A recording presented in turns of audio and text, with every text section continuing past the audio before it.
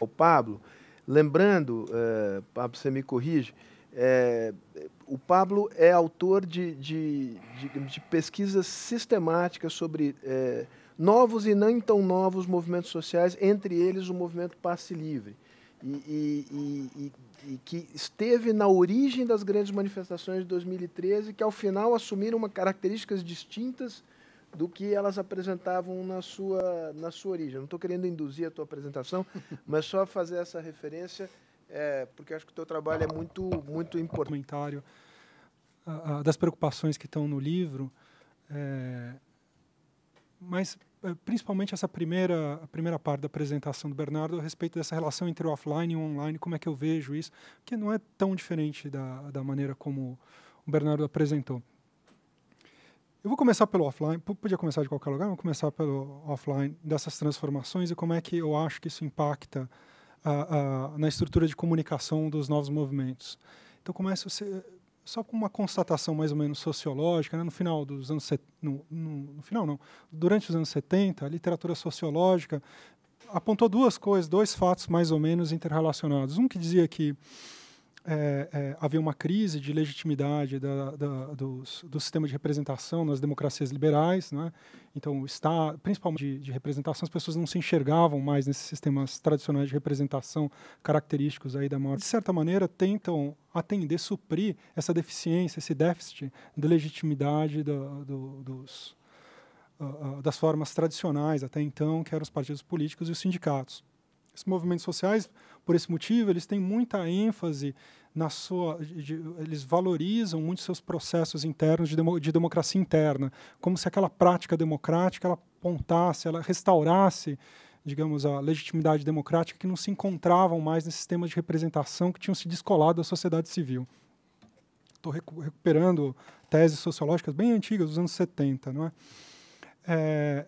E a gente vê um desenvolvimento, de certa maneira, desse problema e dessa questão, não é? Por um lado, com a sua forma democrática, vem dos anos 70 e chegam até nós. De certa maneira, o caso brasileiro é meio particular, porque quando há essa crise, nós não tínhamos democracia, a gente vivia sob uma ditadura militar, mas a gente já vê isso, quando a gente recupera os documentos dos movimentos sociais do final dos anos 70, eles falam, não queremos uma democracia como prática que fosse mais de raiz, não é? Onde as pessoas tivessem uma participação mais direta e tivessem sua voz ouvida, e que essa voz não se perdesse nesses canais burocráticos que tinham desconectado os movimentos sociais daquela época, que o Brasil foi um país efervescente, não é? De movimentos sociais no final dos anos 70, início dos 80, quando esses movimentos eles resolveram se institucionalizar, eles jogaram um monte de legitimidade pela qual a gente está passando, de certa maneira, ecos daquela crise que a gente viu, e que ela foi mais ou menos interrompida pela grande injeção de legitimidade desses movimentos quando eles se institucionalizaram e apostaram por disputar a via partidária. Isso aí lá no final dos 70 e durante os anos 80, fontes das mudanças no nosso sistema de comunicação. Porque da mesma maneira que o nosso sistema de comunicação, que o nosso sistema de representação era um sistema de representação de massa, o nosso sistema, então, enquanto a gente tinha essa forma de organização dos partidos políticos tradicionais, dos sindicatos, a nossa forma de organização, o que o Castel chama, né, de comunicação de massa, que é essa comunicação onde eu tenho um centro produtor, uma redação de jornal, uma produtora, né, onde eu tenho mensagens que ressignificam, mas elas não conseguem falar nesse sistema, né? Elas ficam ouvindo e elas ressignificam para a internet, que, como vocês sabem, é uma rede que era acadêmica, né, uma rede criada no final dos anos 60, início dos anos 70, para atender a comunidade acadêmica. A internet, que era uma rede acadêmica, da universidade. Em 1995, ela se privatiza e as pessoas passam a poder comprar acesso à internet. E, a partir de então, essa estrutura de comunicação, que era muito característica do meio acadêmico, ela passa digamos, a sociedade passa a comunicação característica do mundo acadêmico, já traz marcas pesadas, né? E aí eu recupero, voltando aqui, eu falei do Castells, né? O Castells fala assim, nós temos 3 tipos de forma de comunicação. Tem uma comunicação de massa, que é essa que eu falei, eu tenho a comunicação interpessoal, o paradigma é o telefone, né? Ela é interativa, mas ela é 1 a 1, o telefone, a carta, o telegrama, né? Ela é interativa, mas um fala, o outro escuta. Tem o de massa, onde um fala e um monte escutam. E a internet teria trazido, segundo Castells, uma nova forma de como pessoas ou mais, né? Então eu falo de um para muitos e muitos falam para um. Essa forma, ela não é totalmente nova, e ela tem duas gêneses, no meu entender. E essas duas gêneses são esses novos movimentos e a academia, porque essas duas comunidades, elas se organizavam de maneira mais interativa, participativa e democrática. Comunidade acadêmica, a comunicação acadêmica sempre foi uma comunicação interativa, horizontal e de pares. Então, as revistas acadêmicas, eu tenho uma comunidade de cientistas, que são um grupo pequeno de leitores, todo mundo lê as publicações científicas e todo mundo escreve, todo mundo é autor e todo mundo escreve. Então, falo para muitos e muitos falam para um. A revista científica é basicamente isso, uma revista na qual todo mundo atingiram essa forma, começaram a valorizar a sua forma democrática, essa. Então a gente vai ver nos anos 70 que tem esse formato. Qualquer pessoa da comunidade lá da Unicamp se inscreve e ganha um programa de 1 hora. Então todo mundo produz o programa de rádio e todo mundo escuta a rádio. Eu falo de um para muitos, muitos para um. Não é? Tem famosos, tem experimentos aqui. Por exemplo, Deep Dish TV, que é um experimento dos movimentos sociais nos Estados Unidos, dos anos 80, no qual eles alugavam um canal de satélite, os movimentos sociais faziam os seus vídeos, mandavam para essa central punha no satélite, então os movimentos falavam para todo mundo falava. Você tinha essa forma. Os movimentos sociais estavam experimentando com essa forma porque ela era uma forma homóloga a essa forma de organização mais democrática, que estava tentando resolver o déficit de representação do sistema. E quando vem a tecnologia da internet, ela se abre para a sociedade, ela sai da academia, os movimentos sociais se apropriam disso, porque a internet ela já tinha esse potencial de organização. E a gente vai ver, a expressão disso é a rede indie media, no final dos anos 90, não é? Quando os movimentos sociais se apropriam e começam a se comunicar dessa maneira, criando sites dinâmicos, na qual todo mundo que participa do site produz conteúdo e todo mundo lê. E quando a gente vê a gênese dessas novas redes sociais que a gente tem hoje em dia, elas estão ou na academia ou nos movimentos sociais. Então, Facebook, gênese na academia, nasceu de um projeto de pesquisa da Universidade de Harvard. O Facebook, um projeto de Paquera. De Paquera. Acho que foi na academia por acaso. Foi mais nos dormitórios de Harvard do que nos laboratórios. Mas a forma de comunicação que o Facebook adota é uma forma de comunicação que é padrão, mesmo que a gente estava comprando revista que eram feitas em redações jornalísticas, a gente estava vendo televisão que era produzida em lugares centralizados, não é?